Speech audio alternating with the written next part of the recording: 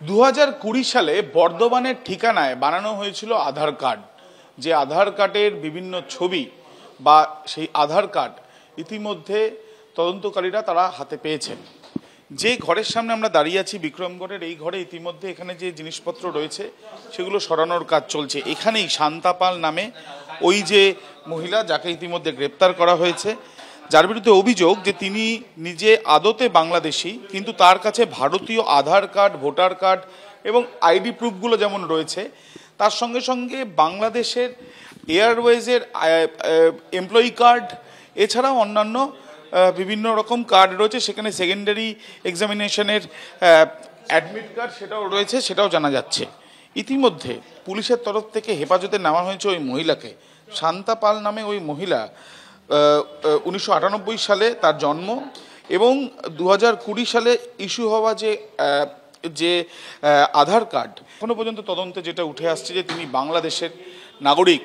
তাহলে তিনি কিভাবে এখানে এই আধার কার্ড বানালেন, কোথা থেকে বানালেন, সেটা ইতিমধ্যে খতিয়ে দেখা হচ্ছে পুলিশের তরফে। ইতিমধ্যে এই যে তার যারা সঙ্গীরা, তার এক সঙ্গে তার মা এবং বাবা তারা ছিলেন এমনটাই জানা যাচ্ছে।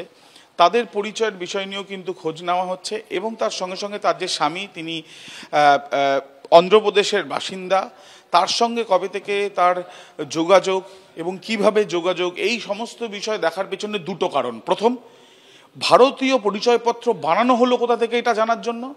দ্বিতীয়ত, শুধুমাত্র কি শান্তা পাল, নাকি আরও অনেকে রয়েছে শান্তা পালের সঙ্গে যারা এইভাবে আইডি প্রুফ বানিয়েছিল ভারতবর্ষের, আদতে তারা বাংলাদেশি। খতিয়ে দেখছেন তদন্তকারী আধিকারিকেরা। ক্যামেরায় সন্দীপ পালের সাথে আবির দত্ত, এবিপি আনন্দ, কলকাতা। এবার বাংলাদেশি মডেল অভিনেত্রীর কাছে মিলল ভারতীয় আধার কার্ড। গতকাল লালবাজারে গুন্ডা দমন শাখার হাতে ধৃত বাংলাদেশি মহিলাকে নিয়ে চাঞ্চল্যকর তথ্য মিলেছে। এই যে মডেল অভিনেত্রী যার ছবি রেখেছে আপনাদের সামনে, তার নাম হচ্ছে শান্তা পাল।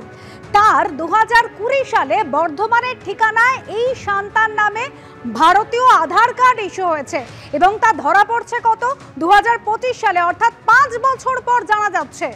এই কলকাতায় বিক্রমগড় এলাকায় ফ্ল্যাট ভাড়া নিয়ে থাকতেন এই শান্তা, যার নামে, যিনি কিনা বাংলাদেশের বাসিন্দা, অথচ ভারতীয় আধার কার্ড রয়েছে এই মডেল অভিনেত্রীর নামে। শুধু এখানেই শেষ নয়, দক্ষিণ কলকাতার আরেকটি ঠিকানা, সেখানে শান্তার নামে প্রতি মাসে ইলেকট্রিক বিল পর্যন্ত আসে। বাংলাদেশের একটি সংস্থা আয়োজিত সৌন্দর্য প্রতিযোগিতায় মিস এশিয়া গ্লোবাল বাংলাদেশ খেতাব জিতেছিলেন শান্তা।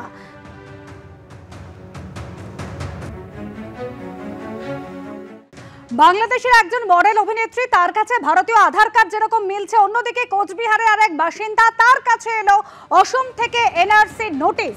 কোচবিহারের তুফানগঞ্জের শালবাড়ি পঞ্চায়েত এলাকায় মরিনা বিবি, তাকে নোটিশ দেওয়া হয়েছে। 40 বছর আগে অসমের ধুবড়ির বাসিন্দা জাহিরের সঙ্গে বিয়ে হয়েছিল মরিনার। তখন তার বাড়ি ছিল তুফানগঞ্জ 2 নম্বর ব্লকে। অসমে 1 বছর সংসার করার পর এরপর পশ্চিমবঙ্গে চলে আসেন মরিনা, ফের বিয়েও করেন। সেই স্বামী ছেড়ে চলে গিয়েছেন মরিনা বিবিকে। বর্তমানে 2 ছেলে এবং পুত্রবধূদের নিয়ে সংসার মরিনা বিবির। বছর খানেক ধরে সব মিলিয়ে 3টি নোটিশ এসেছে মরিনার কাছে।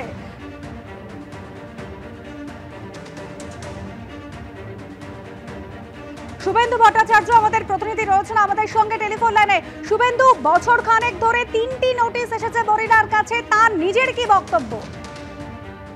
দেখো, তার বক্তব্য যে তার 40 বছর আগে আসামে বিয়ে হয়েছিল আগমনীতে, এবং সেখানে 1 বছর সংসার করার পর স্বামী নিয়ে সে বাপের বাড়ি কোচবিহারের এই বাঁশরাজাতে চলে আসে এবং তারপর থেকেই তিনি কিন্তু বাঁশরাজাতে রয়েছেন। তার 2 সন্তান রয়েছে। প্রায় 40 বছর পর গত বছর তার কাছে প্রথম নোটিশ আসে এবং সে নোটিশ দেখে কিছু বুঝতে পারেনি, সেইভাবেই সে রেখেছিল নোটিশটি। এবং তারপর আর পরপর 2টি নোটিশ আসে তার কাছে এবং তিনি আসামে হাজারনি। গতকাল তার দাবি বাড়িতে পুলিশ আছে এবং পুলিশ এসে বলে যায় যে আসামে হাজিরা দিতে হবে এবং তিনি এই নোটিশটি নিয়ে এলাকার যা লোক রয়েছে তাদেরকে দেখান এবং কথা বলার জন্য, এবং তারপরেই বিষয়টি সামনে আসে এবং যথেষ্টই কিন্তু এই ঘটনার পর আতঙ্কে রয়েছেন। তার দাবি, তিনি কুচবিহারেরই বাসিন্দা এবং দীর্ঘদিন কুচবিহারেই আছেন এবং তার জন্ম এখানে হয়েছে এবং তিনি আসামে বিবাহ সূত্রে মাত্র 1 বছর ছিলেন। তারপরেও কেন আসাম থেকে নোটিশ পাঠাচ্ছে তার মাথায় কিছুতেই এটা আসছে না। ইতিমধ্যে এই ঘটনা নিয়ে সরব হয়েছেন তৃণমূলের রাজ্য সহসভাপতি রবীন্দ্রনাথ ঘোষ তিনি ইতিমধ্যেই এই বিষয়টি কিন্তু বিজেপির দিকে অভিযোগের আঙুল তুলেছেন। তার দাবি যে মানুষকে ভয় দেখানোর জন্য একের পর এক এই ধরনের কার্যকলাপ করে যাচ্ছে বিজেপি, এবং অসম সরকারের পক্ষ থেকে এই ধরনের নোটিশ মানুষকে ভয় দেখানোর জন্য পাঠিয়ে যাচ্ছে। যদিও বিজেপির দাবি পুরোটাই তৃণমূলের চক্রান্ত, বিজেপি এমনটাই দাবি করেছে যে পুরো ঘটনার পেছনে একটু তৃণমূলের চক্রান্ত রয়েছে। কি হয়েছে বিষয়টা খতিয়ে না দেখে বিজেপি এখনো পর্যন্ত কোনো মন্তব্য করতে চাইছে না। একেবারে এর আগে উত্তম কুমার, ব্রজবাজি সহ 3 জনকে এনআরসি নোটিশ পাঠানো হয়েছিল, আর এবার আরো একজন কোচবিহারের তুফানগঞ্জের বাসিন্দা মরিনা বিবি, তাকে এনআরসি নোটিশ পাঠালো অসম সরকার। ধন্যবাদ শুভেন্দু।